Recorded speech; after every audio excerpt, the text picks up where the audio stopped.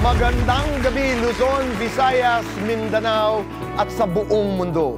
Welcome sa Cayetano in Action with Boy Abunda. Sa programang ito, tunay natin napapatunayan na kapag alam mo ang batas, may laban ka. Kaya tutok na dito lang sa Cayetano in Action with Boy Abunda.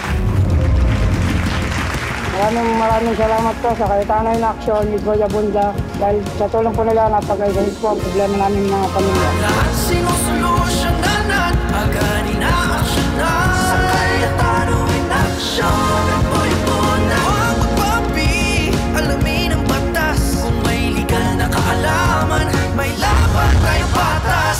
Huwag magpapapi, doon tayo sa tama. Dahil sa batas, wala tayong kawala. Cayetano Action, agad. Tayo narito po sa Tanong ng Pilipino Viral Videos Edition. Pero ngayon po, isang viral post ang ating tatalakayin. Narito po, tingnan natin.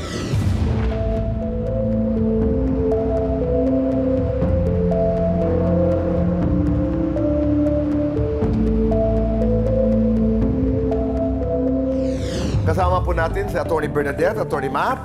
Narito ang tanong ng Pilipino. Una, kung pinilit silang bumalik agad sa trabaho, kahit delikado pa, anong batas ang nalalabag ng kumpanya? Well, Tito Boy, meron kasi tayong occupational health and safety standards.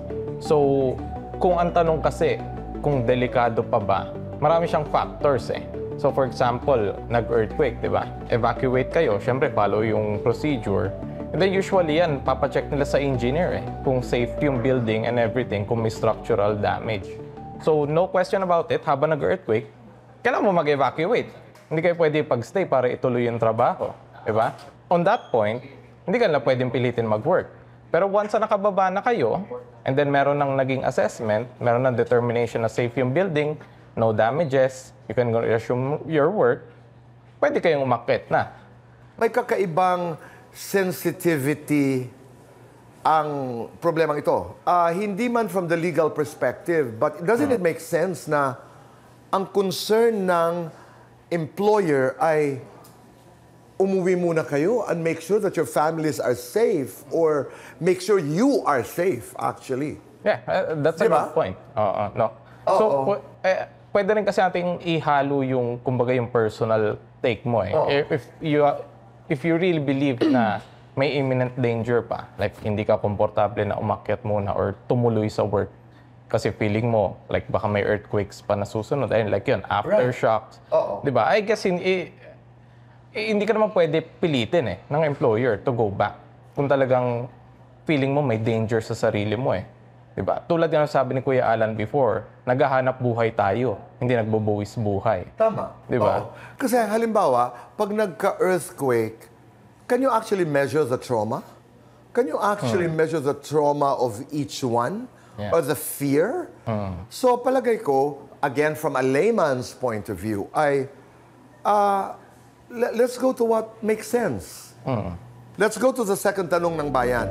Ano ang halimbawa, pero labag ba ito sa batas muna? Depende dun sa mga factors. May DOLE advisory kasi, 2022 siya. Ang context niya is for natural disasters and other similar calamities. Okay. So in that advisory kasi, kung merong a threat to your or danger to your life, dahil nga may calamity, hindi ka lang pwede i-force it to go to work or to go back. Pwede bang parusahan yung mga employers na ganun? Yes, you can report Pwede. it. Sa DOLE, usually, kasi violation niya ng labor standards eh. So part ng standards is yung safety ng employees. Okay. Ano ang pwedeng gawin ng mga empleyado kung pinagbantaan silang hihinga ng notice to explain o tanggalan ng bonus kung umalis sila sa trabaho matapos ang lindol? That's a violation, Kuya Boy, ng Labor Code. So, again, sa Labor Code, pwede silang magreklamo mismo sa... Merong hotline ng DOLE eh. So, immediately after that, they can call the DOLE hotline and notify them of the violation. Ang ginagawa naman ng DOLE usually is they conduct inspection nag-actual inspection sila dun sa establishment if there's a violation of the occupational safety and health laws. So, from there, if there is an adverse labor inspection finding, minsan nagpapataw sila ng suspension of operations until mag-comply si establishment. Pagpapatuloy ho natin ang komentaryo, ang paghingi sa ating mga experts, sa ating mga abogado ng kanilang mga opinion kung ano ang legal implications dito sa mga viral stories. At hindi rin ho tayo titigil sa pagkomentaryo from a non-lawyer point of view sa ating mga nararamdaman.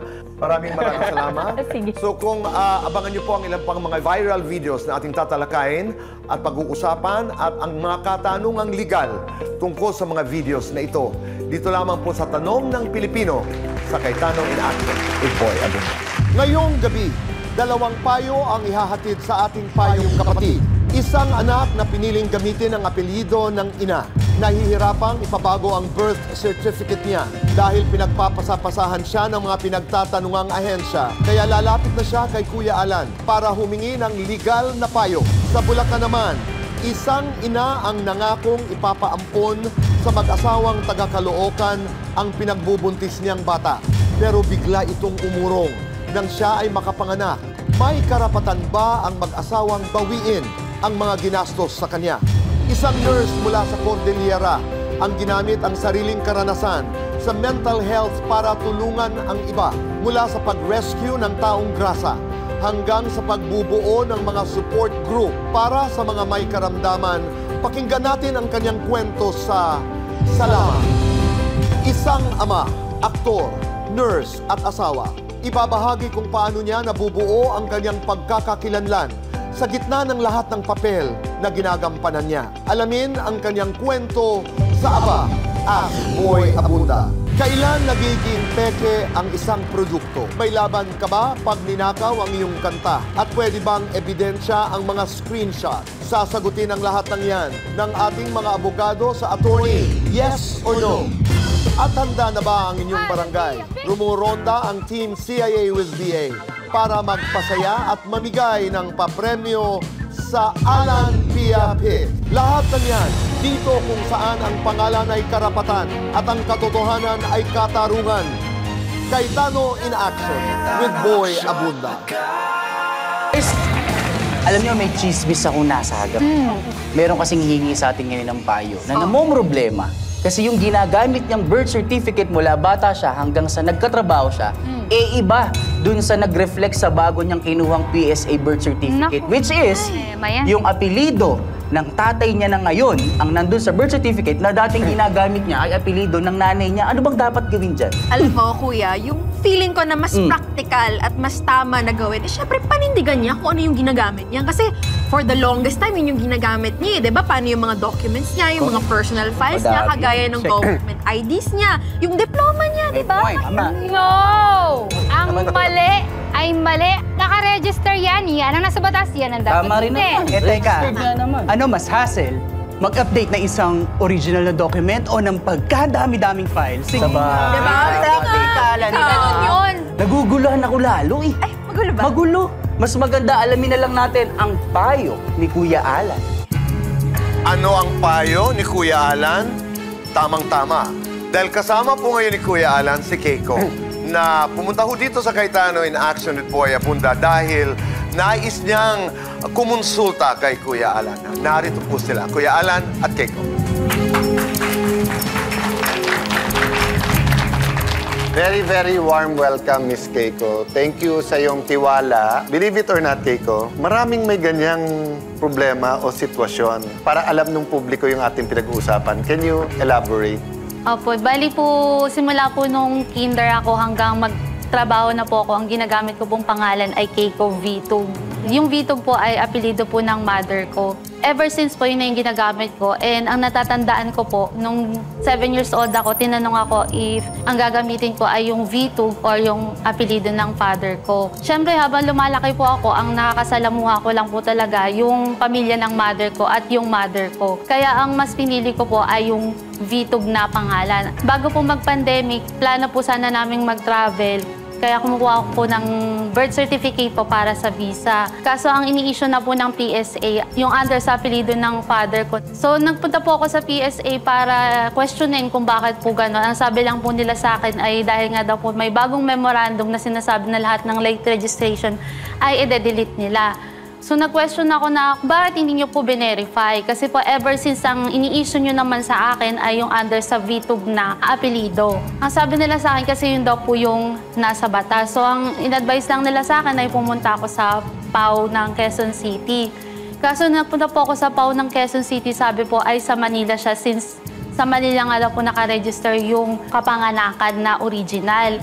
Nung napunta nga po ako sa PAO ng Manila, ang in-advisean naman po ko na pwede siya for daw po nga po sa court. Tapos para daw po to avoid confusion kasi matagal ko na talagang ginagamit yung VTUB na apelido. Tapos, ang in-advise nga po ay pumunta ako sa Quezon City. Kaso nung nagpunta po ako sa Quezon City, ibinabalik po sa Manila. Ngayon po gusto ko po talagang ma-retain yung VTUB na apelido. Hindi lang po dahil sa yun na yung nakasanayan ko. Kundi gusto ko din po sana ilaban siya para sa nanay ko. Kasi ever since po talaga, yung mama ko lang po yung nagtaguyod sa akin, nagpaaral lahat-lahat. Kaya po naisipan ko nga po na lumapit po sa inyo. Nagbaka sakali po ako na mapansin nyo din po. So first and foremost, I'd like to honor you for honoring your mother. Thank you po. And lahat ng hard work niya sa pagpapalaki sa'yo. Nakikita ko talaga sa language mo, salita mo, sa non-verbal, Kuya Boy, na communication niya na mahal na mahal mo mami mo and you wanna honor yung talagang siya nagtaguyod sa'yo, no? Number two, I just wanna thank you na not only are you articulate, but alam mo yung gusto mo eh.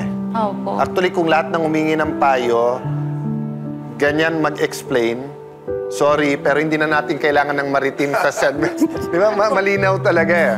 Ang good news is, there is a simple legal remedy that is available to you. The not so good news, of course, is that since sa korte to, regular court, it'll take some time at yun nga may gastos. But of course, we're here not only to give your legal advice but to assist. Hanap tayo ng partners natin or yung magda-draft and then tumulong for the filing, no? Ang pagkaintindi ko kasi sa case mo, hindi lahat ng late registration yung kinancel. So let me explain that, ha? Until a few years ago or a decade ago, marami tayong talagang kababayan na walang birth certificate. May effort talaga na ayusin yung birth certificates ng bawat isa. Ang nangyari in your case, if I'm not mistaken, is that meron kang original birth certificate. Pero siguro nung tinanong ka nung mom mo, may nag-advise siguro na mag-file ka ng late registration. So, pangalawa ito. So, ang pagkaalam ko kasi sa memo is that lahat nung second na birth certificate, i-cancel kung hindi naman annulled yung first. But direktahan sa'yo, ang solution is to file the case for the change of name. When you change your name, you have to have a good reason. And your reason is a good reason. Walang magda-doubt nun. So it's just a matter of time and getting it done. Takes a little while. Isang taon is not a long time. Keiko, palagay ko, kaya, di ba? Oo. Keiko, maraming salamat. Huwag po kayong alis dahil magbabalik po ang...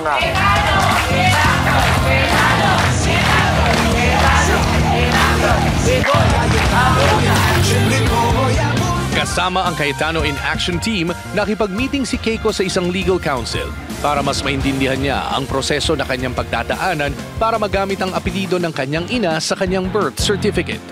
So, ang kanyang remedy is to file a petition for a change of name. When it comes to period, ang average niyan is 1 to 2 years. In case na may delay because walang witness, it will depend. So, 1 to 2 years. And kailangan niya ng publication ng revision niya. So, newspaper, General Circle. Matatagalan man ang pag-aayos ng birth certificate, handa raw si Keiko dito. With assistance nga din po na Cayetano in Action team, mas naliwanagan mo kung ano yung proseso at mas nagkaroon ako na kumbaga pag-asa na ma-retain yung VTUB na apelido sa diniscuss din po ni Attorney Marian. Nay, since alam naman nating lahat na single mom ka, meron sana akong gustong itanong kung okay lang. Ano yun? Kung kunyari, magbubuntis ka, tapos hindi ka pa stable financially, iniwan ka pa ng ka-live-in mo, tapos meron ka pang maliliit na anak, mako-consider mo ba na ipaampon yung ipinagbubuntis mo? Naku, hindi ko yan gagawin, Aya. Gagawa ako ng paraan. Meron o wala akong kasama sa buhay. Bakit? Ba't mo naman yan itanong? Yun nga, yung hihingi kasi sa atin ngayon ng payong kapatid, tago na lang natin sa pangalan na Gigi, no? Si Gigi, meron siyang asawa na OFW. And unfortunately, hanggang ngayon, wala pa rin silang anak. Kaya, nung may nagpresenta sa kanya na ipapaampon yung ipinagbubuntis niya, hindi na sila nag-isip. Siyempre, ginrab na nila yung opportunity. So, ang naging usapan nila is si Gigi ang gagastos mula pagbubuntis hanggang pagpapanganak. Ano nangyari? Kaso, nagka-problema yung kausap ni Gigi. Parang nagbago yung isip. Maraming kasong ganyan. Yun na nga eh. So, ang masaklap pa doon, pinapabarangay nila yung babae. Hanggang ngayon, hindi pa rin sumisipot sa kanila. Malaking problema nga yan. Kawawa naman si Gigi. Yun na nga, nakakaawan, di ba? So, Ate Pia, ano po kayang pwedeng gawin ni Gigi? Like I always say, kailangan alamin ng batas, di ba? So, welcome, Gigi, sa show. Thank you so much na nagbibigay ka ng tiwala sa amin para i-share ang very personal na issue sa'yo at sana makapagbigay din kami ng payong legal para sa'yo. Salamat po. Ako po ay walang anak. Mayroon po lumapit. Hindi ko po siya kilala. Bali, yung friend ko ang nagpakilala sa kanya. So ngayon, sabi po sa kanya, baka gusto ko daw po magampon. Sige, sabi namin, pero hindi pa po namin sure. Itong nilapit ng friend nyo, isang babae na buntis. Yes po. Tapos pinapaampon niya yung anak niya. Opo. Papaampon niya yung baby kasi yung kinakasama niyang parang boyfriend niya, naghiwalay iniwan sila, daw po. diba? Iniwan. So, sa sitwasyon niyang ganon, parang napag-isipan niyang magpapaampon siya. Opo.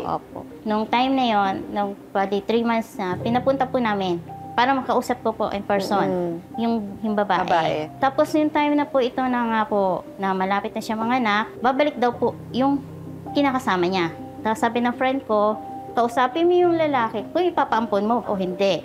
So time na yun po, nakikikontakt siya sa amin, hihingi siya ng ganito, hingi siya ng ganon. Pambili daw po ng mga vitamins niya, tapos yung mga kailangan niya po sa pagbubuntis. Bukod pa po doon sa binibigyan namin, na unang pa-check up ko, ginastusan po namin ng 2 months na para sa mga vitamins niya na kailangan niya. Every month po, nagpapadala po ako ng 2K para sa panggastos niya. Nung ngayon na mga anak na po siya, wala po siyang balita. Tinetext namin, tinatawagan, wala po. Nabalitaan na lang po ng friend ko na nanganak na siya, hindi po siya nagsasabi sa amin. Yung pala is nandoon din naman po yung lalaki. Nang pumunta kami ng Bulacan para i-sure na namin kung ipapaampon ba o hindi. Nandoon po yung lalaki. Tapos yun, nagwawala po siya. Yung lalaki po, sabi niya hindi daw niya pinababayaan ng pamilya niya. So, anong pakay mo ngayon pagpunta mo dito sa amin? Gusto ko lang po sana, di naman natin pinupulot yung pera. Ang gusto namin sa kanya, ibalik na lang niya. Hindi nga po siya nakikipagkita. Biyahe pa po ako mula roon sa Caloocan to Bulacan. Nang ang maagang-maaga pa po, para lang pumunta po sa barangay. Kasi may hearing po kami. Hindi po siya nagpapakita sa amin. Ang gusto lang namin, ibalik niya sa amin yung pera para wala nang ano. Kasi lahat po, ginastusan na po namin eh. Pinila na naman ng gamit, pati gatas. Sorry, alam ko masakit yan kasi sabi mo nga, ikaw ay walang anak. At yun nga, naisip mong mag-ampon, no? Naisip mong mag-asawa. Ako naman, may mga anak, pero may ampon din ako. So, alam ko din naman yung feeling na sabik ka dun sa bata, tapos makukuha mo na yung batang kikilalanin mo, sariling anak mo. Alam ko naman yung feeling talaga na gano'n, no?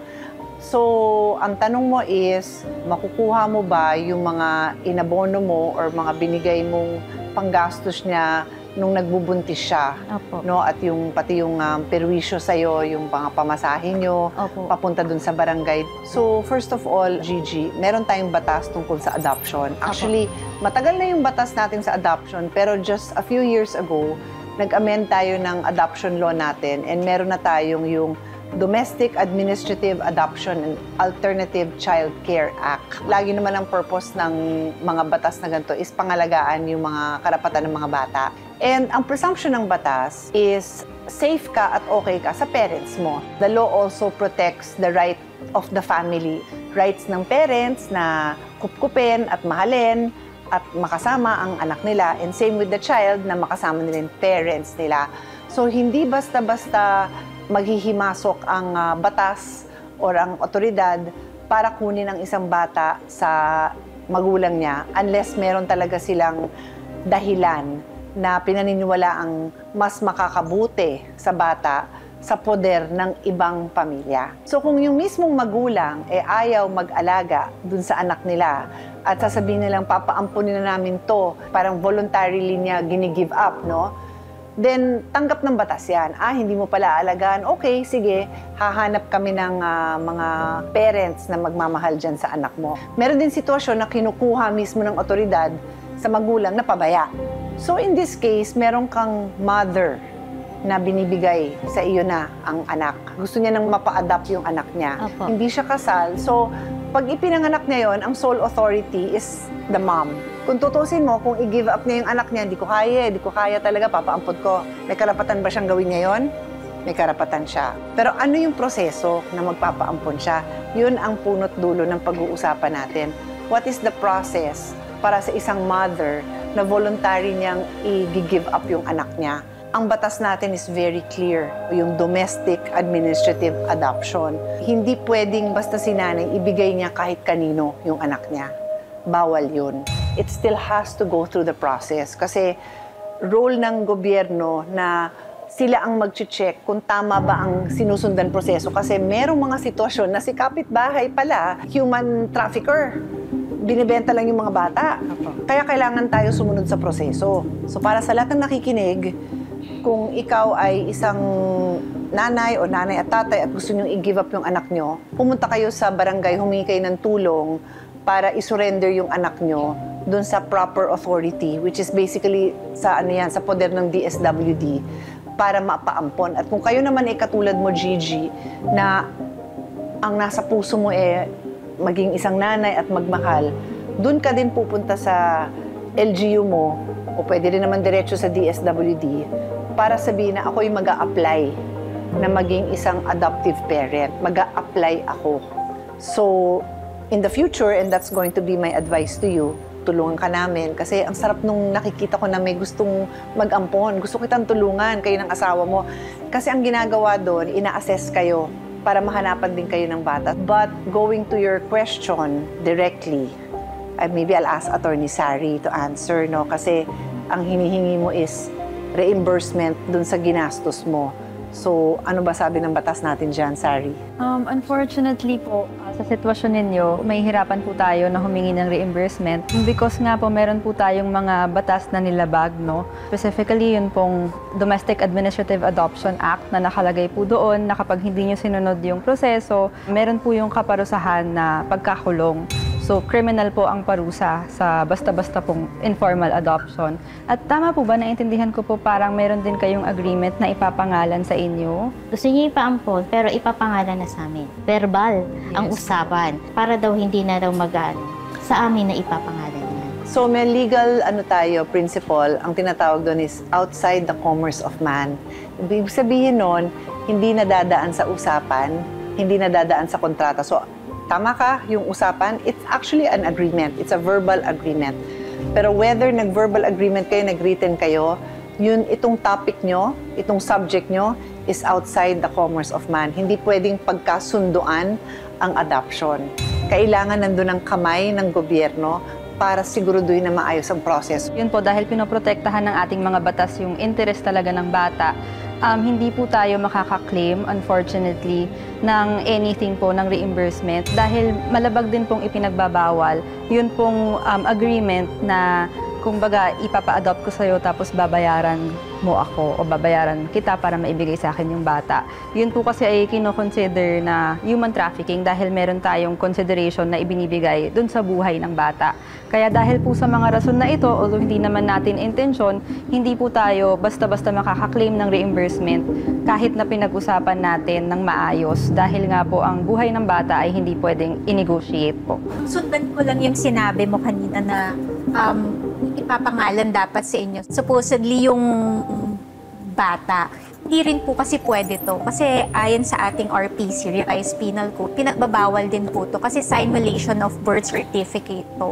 So, pwede pong makasuhan kayo dahil nilabag nyo po yung batas. At kahit po yung ating mga kumadrona or doktor na pipirma po sa birth certificate ng i-adopt nyo pong anak na ipapangalan sa inyo, pwede din pong kasuhan kasi po, alam nila na mali po yun, na pipirmahan nila na hindi naman talaga kayo yung tunay na magulang. And the fact na yung object, which is yung child or yung pagpapa-adapt ng child, ay outside the commerce of man, it means your agreement is void from the very beginning. So as if walang existing na agreement between sa inyong dalawa. Wala kayong right to ask for reimbursement. There's a greater authority and that's God. And kung talagang buo ang puso niyong mag-asawa na mag-ampon, naniniwala ako na bibigyan kayo ng anak. Kung talagang desidido kayo, I can even recommend na mag-apply kayo mag-foster parent. Ang foster parent, mas madali ang proseso kasi mag-aalaga ka ng bata na it's either na ulila, napabayaan, kahit pansamantalang wala silang magulang na kayang mag-alaga sa kanila, yun kasi nangangailangan agad-agad ng magmamahal na magulang. Tapos pwede mo ding ampunin yung batang yon. Pwede namin kayo ilapit at dadaan pa rin kayo sa proseso at matuloy din yung pangarap mo na maging isang nanay. Thank you po. Salamat po sa inyo. Matapos pagpayuhan ng mga abogado ni Ate Pia, napagpasyahan ni Gigi na hindi na niya hahabulin pa ang babaeng nanloko sa kanya at humingi ng pera kapalit ng batang ipinagbubuntis. Naliwanagan po ako, sinabi ko rin po sa asawa ko kung ano ang sinabi ni Ate Pia sa akin na kailangan dadaan na lang sa legal na adoption. Desidido si Gigi na magkaroon ng sariling anak. Kaya't sinamahan siya ng Cayetano in Action Team sa DSWD Caloocan para malaman niya ang step-by-step process ng legal adoption.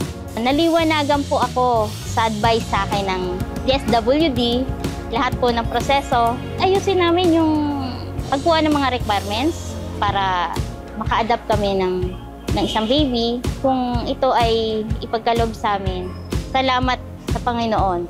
At saka nagpapasalamat din po ako kay Ate Pia. Sa tulong din po niya na sabi niya, tutulungan niya po ako na kung gusto ko po raw maka-ampon ng bata, nasa legal. Oras na makompleto ni Gigi ang mga requirements ng DSWD, tututok ang Cayetano in Action Team para maisakatuparan ni Gigi ang kanyang pangarap na maging isang ganap na ina. Madalas ang pagpapahalaga sa kalusugan ating nakakaligtaan, lalo pa kung mental health ang usapan. Ngunit sa kabila nito, may mga kababayan tayong isinusulong ang advokasiyang ito. At sa kabutihan ng kanilang puso, inuuna pa nila ang mga taong mas nangangailangan ng mental health treatment, lalo na ang mga walang kakayanang maabot ito. Tulad na lamang ng isang nurse mula sa Baguio City na personal na naglalaan ng kanyang pera at panahon para tumulong sa mga mental health patients. Takbo lang namin tong client sa hospital. Then going back to office na po. Ating kilalanin at pasalamatan si Nurse Ricky. Welcome, Thank you po, Ate Ricky. So what's so exciting about having Ricky on the show is I'm a health advocate. So when I heard your story na you are a psychiatric nurse, yes, I was like, wow. And I only found out during our chat off the air before we started taping na ano pala, may PhD ka pala, no? Yes, and it's po. PhD in? Educational management. But specializing nga itong mental health. So, I want to ask you to share some tips with our viewers. What are 3 easy hacks to deal with pressures of the moment or pressures that build up And why is it important to deal with it? It's really very difficult to manage mental health. However, yung hack siguro, number 1 doon, Ate Pia, is to normalize seeking for help. Okay, so wag mahiyang humingi ng tulong. Wag mahiyang sabihin na may nararamdaman ako, help me. Correct po. Okay. Pangalawa, you have to learn how to vent your emotions. How to vent your emotions primarily is crying.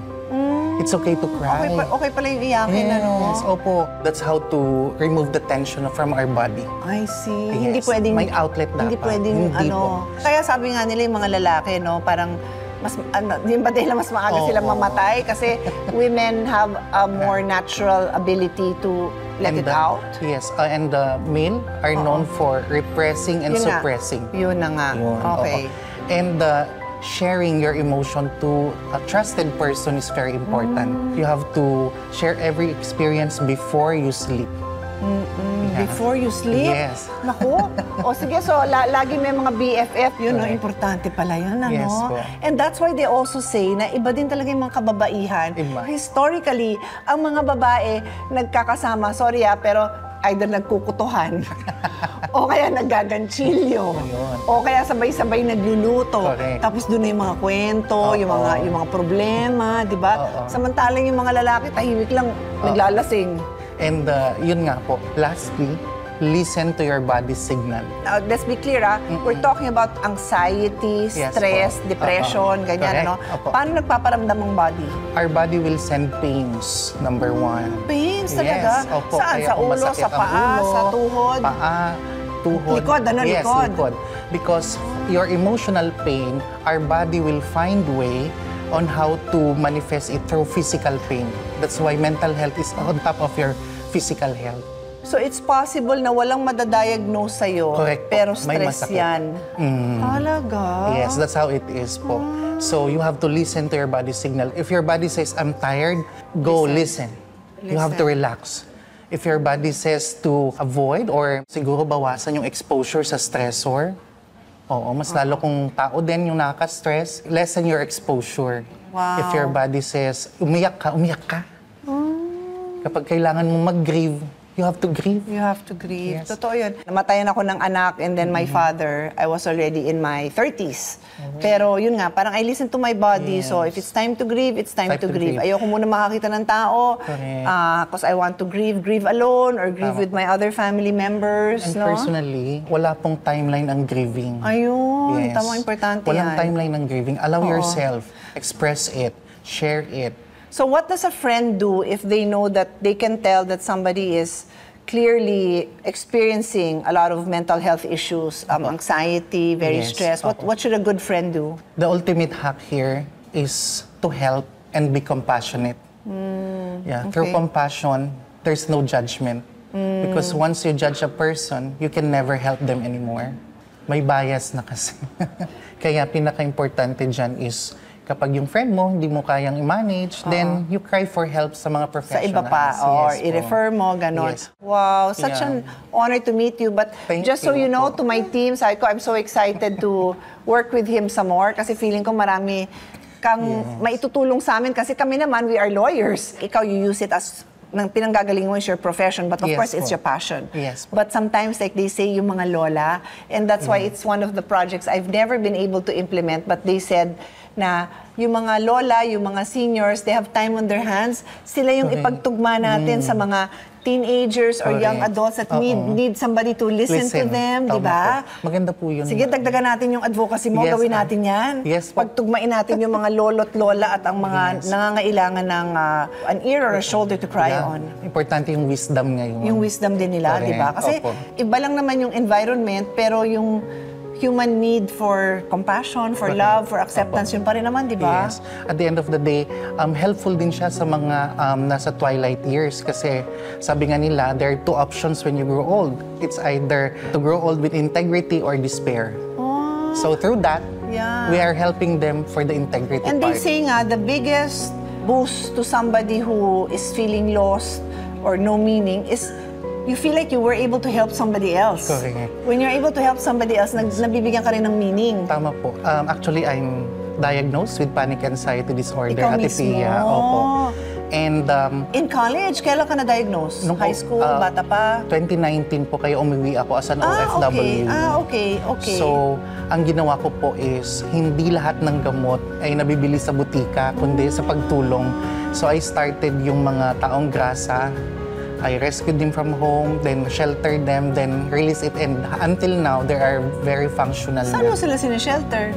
Meron po tayo to the partner po ng LGU natin. I see. Opo. So parang nabibigyan mo sila ng safe environment. In other words, Yes. parang nare-rehab mo sila. Correct po. Ay, At the ang same galing time, naman. ma-integrate sa family. So, they are now farmers, they are now tourist guides. So, bumalik na sila sa family. They're doing their, yung personal activities nila. So, wala na po sila sa state. Yun po yung naging gamot ko. Ako naman yung contribution ko sa advocacy mo through sports naman. Pwede kitang padalhan ng mga coaches. Kasi 'di ba sabi din nila sports and physical activity is also important component of mental wellness. Kasi like ako, minsan pagkatakbo ko, tanggal na yung stress ko okay na ako So if I can support that by providing you with coaches, mga running coaches, ganyan, we can do that. Thank you po, Ate P. So what a pleasure to meet you. Keep up the good work. Thank you. We are excited to support. Pwede bang abutan kita ng aming munting contribution sa mga advocacy mo? Pero this is just a small token. Thank you Tuloy-tuloy ang ating support. Thank you, Ma'am. God bless Thank you, Ate you, Pia. Ricky. Thank you. I hope na-inspire po kayong lahat.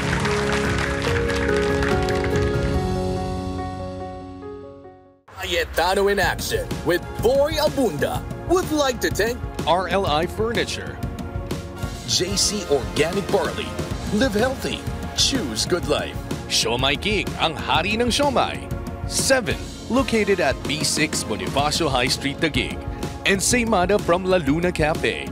Come home to a delicious tradition. We're located at 103 ML Quezon Avenue, Hagonoy, Taguig. Asks Boy Abunda. Okay, and 5, 4, 3, 2, action! Rocco, maraming salamat. Nice to see you again. Nice to see you again. Great to see you again. Tinitingnan kita, hindi ko malilimutan.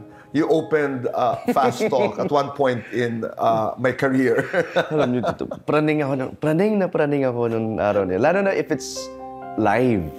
Ang hirap magkamali kapag live. And then sabi niya, ikaw na mag-open. Wala pa si Tito. Oh, okay, sige. Ako naman, first time in the 3 years of Fast Talk that somebody actually opened for me. Talaga, ba't ka natatakot mag-live? Huwag. Who wouldn't be? Talaga? No. Actually, kahit kunyari po magpa-perform out of town, people will see me jumping sa likod para lang matanggal lang jitters. Pero actually, I welcome it. I welcome yung kaba. Kasi it makes me pushes me to, come on, you can do this. It triggers a different kind of energy. Yes. You have to hang on to it. Actually, yun ang nararamdaman kong struggles recently, no? With pagkaba and doing better. Am I enough? Magtatagal ba ako dito? May mga ganon. Meron ka ngayon ganon? Meron dito. Mga existential questions. Talaga? Kasi we did our content day for Bar Boys, for MMFF. And then we had like this usapan ng mga cast. And we weren't just the original Bar Boys. We were the new cast and with the musical of Bar Boys. We were all just hanging around talking about being actors, being celebrities. Because may Will Ashley, and then we were telling him, how was it like? You know, biglang, sako sa, kami, ilang taon na kami sa, minsan may takot kami. Talaga? Yeah. So how was that? What was your contribution to that conversation? Pag pinag-uusapan niyong inseguridad, uncertainty, questions about being celebrities, being movie stars, being actors. Yung pag-share. Doon ko pa na-realize how helpful it is to actually speak up and open up. Yes. Parang may kakaibang healing. Nung may yumakap sa akin at nagsabi na hindi ka nag-iisa. Sabi ko, okay, now I know what to do. Now I know. So, thankful for the opportunities na akalain ko dun pa sa araw ng trabaho ko ma-overcome yung ganong klaseng anxiety. Ano yung song about Barboys? Bahagi po ito ng Metro Manila Film Festival. Di namin alam na magiging hit siya at magkakaroon kami ng second run ng pelikula. I'd love to share this with everyone, lalo sa mga aspiring law students. Sa airport po ako noon papunta sa isang show sa ibang province. At may lumapit po sa akin, "Sir, kayo po si Toran Garcia," at nanginginig siya. Sabi ko, "Yes, matagal na yung pelikula." "Sir, nanonood po ako noon nung naglo-law ako. Ngayon, lawyer po ako." Tapos parang napayakap siya sa akin. Yumakap din ako. Sabi ko, ganito pala ang impact ng film. People see that fantasy of an actor at naniniwala sila. Parang dun, naging happy ako for a moment na masaya ako sa trabaho ko bilang artista. Hindi lang siya yung pera, hindi siya yung trabaho, pero yung saya na naibibigay niyo sa Ang ka-inspire. Nakaka-inspire. And change people's lives. It's crazy. Diba? That embrace will be with you for a long, long can be time. part of your legacy. It is. Exactly, Tito Boy. Exactly the reason why I also said yes to finishing the film na Lakambini after 12 years. Correct. You play Andres Bonifacio here. Andres Bonifacio. Lovey plays Gregor de Jesus. And very timely ang paglabas nito. Because the film is actually showcasing a woman who fought to be heard. Dito sa Lakambini, ano ang pinaka-importanteng take-away mo? Being able to show your love in different ways. Maraming klaseng pag-ibig. May mga pag-ibig na pinaglalaban o dapat talikuran. Pag-ibig para sa bayan. Yan yung mga takeaways ko dyan. Anong nalaman mo tungkol kay Gregoria de Jesus at kay Andres Bonifacio na you would consider discoveries? Kasi Tito Boy, alam naman natin lahat na ang mga lalaki lang ang pinapakinggan noon. Ipinakita ni Andres Bonifacio, yung character na pinlay ko, na kinakailangan din ng lalaki ang isang babae. Ika nga yung sinasabi na it takes two to tango. Na ang boses ng babae dapat pinapakinggan din. At may point ang sinasabi ng babae. If not, sila pa ang tama. Ano ang punto de vista ni Gregoria de Jesus dito sa kwentong ito? Siya ang naglalakas loob na magsabi ko ano ang mali. It was her voice that pushed Andres to finally speak up. What's interesting here, Rocco, is you're doing Barboys dito, tapos dito you're doing Lakambini. As an actor, how challenging is that? How difficult is that? Emosyon ng puhunan ng isang artista, which opens doors to emotions na kailangan namin itap para mabigay ang eksena na kailangan. And sometimes it gets the best of us. Sinasabi ko yun in a way na katulad ng very happy-go-lucky po ako, Tito Boy. Way before showbiz and everything. Very happy-go-lucky. I'm very positive, But now, ang dami kong whispers that try to pull me down. May sinabi ako sa isang artista nung nagkukwentuhan kami na, alam mo ba, I'm reluctant to say na iniiwasan kita. Kasi ang sikat-sikat mo. At pinagkakaguluhan ka ng mga tao. May times na naiinggit ako. At parang gusto ko maiyak. Parang yung self-esteem ko bumababa. Sorry pero gusto ko lang ma-share sa'yo. Tapos nagyakapan kami. Okay. And where are these questions coming from? In your life right now, where is this coming from? Totoo po sinasabi na mas nakakatanda sa aming artista na make the right choices kasi ang pagiging artista hindi habang buhay. Nasa panahon po ako ngayon, Tito Boy, na may praning moments ako. Kukunin pa kaya ako sa serye? Kukunin pa kaya ako sa pelikula? May halaga pa ba ako? If not every week, every other day, kina-question ko po ang sarili ko. Nakakapagod po kasi kailangan ko po mag-effort na magbasa ng self-help books, makinig ng audiobooks para lang pagsimula ko ng araw, okay po ako. At nagko-compute ako ng finances para may taguyod ang pamilya ko for the month. It gets tiring. It can be tiring. This is a certain time in your life when you start to ask questions. And I wanted to say, hindi normal. Hindi normal. I don't want to normalize that feeling, pero nangyayari. At nakakatakot. Thanks, Tito Boy. Di ko akalain na manggagaling yun sa inyo. Existential talaga. Yung parang, ano ang halaga ko ngayon? You know, where do I go? I want to do more. I want to do television. I want to teach. Ang dami. Pero, alam mo, at the end of the pandemic, when I look back, sabi ko, okay, I'm able to connect the dots. Funny how the pandemic was able to make us realize. Grabe. I had no means of income. Tapos, every day I was asking, binuksan ko po yung wallet ko. May pahapiaw yung PRC license ko nung nurse ako. Yeah. Sabi ko, wait lang. Tawag nga ako ng mga kakilala. Eventually, I got hold of some contacts and we were able to start a company for, what do you call this? For swabs. Yeah. For swabs. And then, akalain mo yun, doon ako naging stable. Right. It was so dangerous kasi ako yung sumasalang sa mga bahay. Wala na akong artista. Punta ako sa bahay nila, ako nagsuswab. Every day I had the possibility of getting COVID. Those instances na nagtatanong ka, tapos binibigay mo lang kay God, He answers your questions in ways you would not imagine. Yeah. Okay. Are you having fun as a dad? I love it. I love it. Nakakapikon minsan. Minsan, konti nang bubunutin yung buhok nyo sa pagiging pasaway ng anak ninyo. And you have another boy coming. And we have another boy coming. More fun. More fun. More fun. How are you as a husband? I'm good.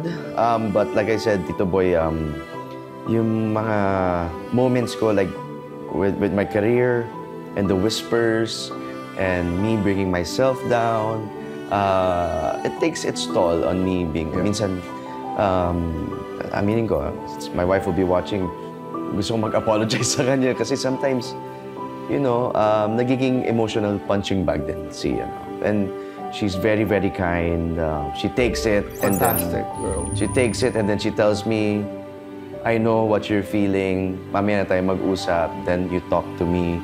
Then let's think of a solution. Thank you, Melissa, for being a great wife. Yeah, I know you're going through a lot, but it's that you're whole. Am I? You are. I don't think I am. No, you are. You are. You probably don't see it now, but remember this conversation. And being whole is not being in the best of places. Okay. I think wholeness is somehow defined in some of the most challenging moments in our lives. Bet.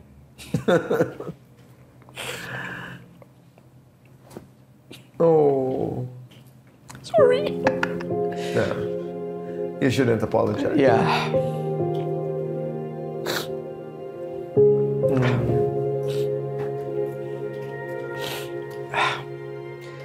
Bakit ba nangyayari sa akin to? Ano ba? Ba't puro problema na lang? Alam mo yun? Right.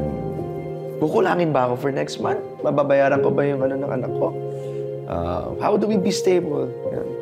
Pero again, Tito Boy, I welcome it. Yeah. Because these are all questions. Na ang intention is how can I make my life better? Yes. I'm enjoying the process. The grind. Yeah. Growing up, becoming wise. If you have the chance, please watch Barboys. This is part of the Metro Manila Film Festival. At habulin ho natin ang Lakambini, the story of Gregoria de Jesus, where Rocco plays the great Andres Bonifacio. Very timely, kaya mas importante na mapanood ng mga... Very, very timely. Yeah. Sa lahat ng nanonood dito, thank you so much for watching our episode. At maraming salamat sa lahat ng sumusuporta at susuporta sa Lakambini. Sana magtagal pa sa sinehan para lahat tayo ay makanood po. At abangan po natin ang KMJS, kapos mo, Jessica Soho, Gabi ng Lagim, the movie, itong November 26. And of course, Barboys sa MMFF. It's gonna be a busy month for me. I know. Pero I'm very, very excited na mapanood nito. Maraming salamat, Rocco. Thank you. And I will see you again and again and again and again. Yes. And God bless. Thank you so much, Ito. Salamat. Hello mga ka-CIA, nandito po ulit kami, Attorney Marian, Attorney Ben, Attorney Sari, upang sagutin ang mga katanungang legal na nakalap ng ating maritim dito po sa Attorney Yes or No. Okay, sino unang magtatanong? Ako po. So, attorneys, meron po akong gustong bag. And yung bag na po na napili ko, maganda naman, maganda rin yung quality. Kaso, kamukha siya ng Hermes Kelly. Wala lang logo. So, pwede po bang makasuhan ito ng trademark infringement? Yes or no? Ang sagot sa iyong katanungan ay no. Magkakaroon lang ng trademark infringement ayon sa ating Intellectual Property Code of the Philippines kung una, may paggamit ng kapareho o magkaparehong mark or logo sa bag, at pangalawa, ang paggamit nito ay nakakalinlang sa mga customers or nagdudulot ng kalituhan sa consumers. So, kung ang paggaya ng design, pwede itong mag-fall under unfair competition kung ito ay magdudulot ng kalituhan sa customer. Pero ang trademark infringement, hindi. Ikaw naman. Attorney, may nagreklamo sa akin sa barangay na pinakulam ko daw po. Mukha ba itong mangkukulam? Oo! Attorney naman! May nagreklamo sa akin sa barangay na pinakulam ko daw po siya. At bukod pa doon, ay sinaktan ko daw po yung aso nila. Ngayon, attorney, yung pinanghahawakan sa aking ebidensya is isang screenshot messages lang po ng isang dummy account. Ngayon, ang question ko po, pwede po ba yung maging ebidensya laban sa akin? Yes or no? Yes, pwede. So yung mga screenshot ng text or online messages, pwede kasi siyang maging ebidensya, no? According sa ating rules on electronic evidence, no, na nakasulat sa ating rules of court, pwede gamitin as evidence and admissible siya ang text messages, online message, or mga screenshot, no? Pero kailangang mapatunayan ang authenticity nito at dapat din mapakita kung saan ito nanggaling at hindi ito edited, fabricated, or alam mo yon, yung parang minanoobra lang nung gagamit nito. Yes. So, ang sagot sa katanungan mo ay yes. Medyo mahaba-habang kwento po to. So, recently po kasi, meron akong na-meet na content creator / vocal coach, si Justin Talier po. So, very famous po siya online.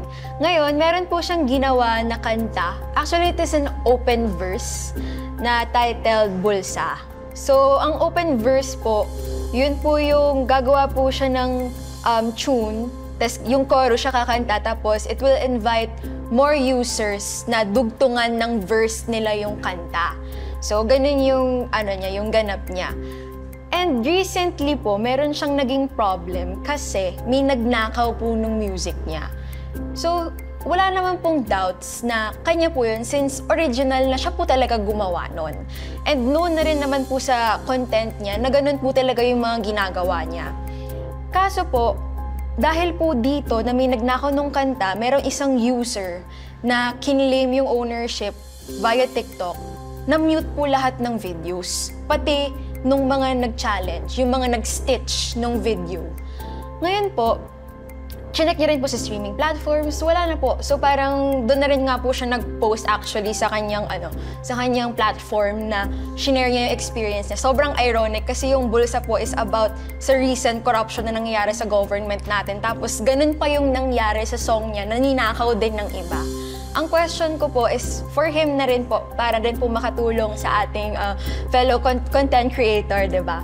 Na pwede po ba siyang mag-file ng kaso sa Intellectual Property Office of the Philippines kahit hindi naman po siya nag-apply ng copyright for the song? Yes or no? Yes. So, under the Intellectual Property Code of the Philippines, otomatikong protektado ang mga likhaing pampanitikan o pangmusika ng isang creator mula sa moment na ito ay maisulat or mai-record. Lalo na sa case niya dahil in-upload niya to sa YouTube or sa Facebook, protected na agad ito kahit hindi pa siya nag-a-apply ng copyright sa IPO. So, yes, pwede siyang magkaso agad. May tanong ka ba? Wala na po. Ikaw? Wala na. Okay, sa ating mga ka-CIA, kung kayo po ay may nais konsulta o itanong po sa atin, mga abogado, pwede po kayo mag-comment or post sa aming pong mga social media accounts. Tuloy-tuloy ang pamimigay ng papremyo dito lang sa Alan Pia Pic, Barangayan Edisyon. Samahan natin ang Maritim sa Muntinlupa City. Ngayong gabi, ang maglalaban-laban, Barangay Alabang versus Barangay Bayanihan. Isang malawakang kaway-kaway Pilipinas from Luzon, Visayas, and Mindanao. Kuya Alan, Ate Pia, andito po kami ngayon ni Rica sa Barangay Alabang, Muntinlupa. At syempre, marami kaming baong pag-asa at mga regalo na handog natin sa mga nandito sa barangay ngayon mula sa mas pinalawak, pinabongga at mas pinalaki pang Alan Pia Pic Barangayan Edition. Kaya ihanda nyo na ang inyong mga kamay para sa paglalaro ng Alan Pia Pic at para sa mga papremyo dahil kami mismo ang kakatok sa inyong mga pintuan. Kaya ano pang hinihintay natin, Rica? Let's go!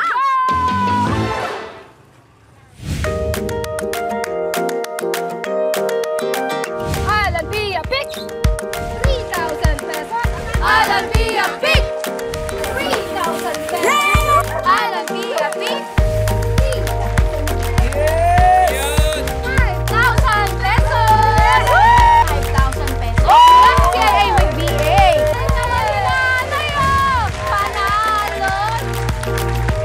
Kuya Alan, Ate Pia, andito nga kami ni Rica sa Barangay Bayanan, Muntinlupa! Alan Pia Pic! 5,000 pesos! 5,000 pesos! Alan Pia Pic! 5,000 pesos! Mula sa CIA with BA time sa Millones!